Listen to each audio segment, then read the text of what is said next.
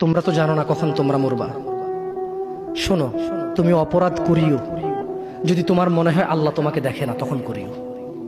তুমি অপরাধ করিও যদি তোমার মনে হয় আল্লাহ তোমাকে জিজ্ঞেস করবে না, তুমি নিশ্চিত বেঁচে যাবা।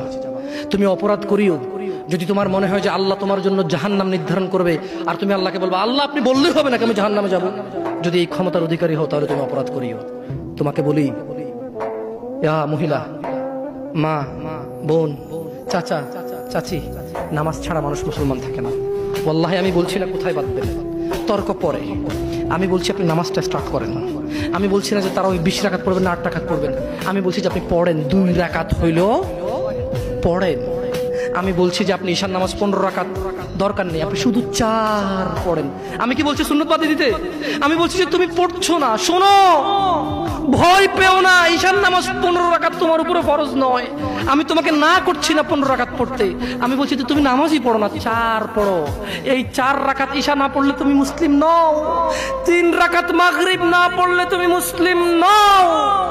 4 রাকাত আসর না পড়লে তুমি মুসলিম নও। দেখো, আমাকে দোষ দিও না। বুখারী খোলো, সালাত অধ্যায়ে যাও, আযান অধ্যায়ে যাও। আল্লাহর নবী বলেছে তারা ওরা কাফির, ওরা মুশরিক, ওদের আর আমি মুহাম্মদুর রাসূলুল্লাহ সাল্লাল্লাহু আলাইহি ওয়াসাল্লামের উম্মতের মধ্যে পার্থক্য হচ্ছে নামাজ।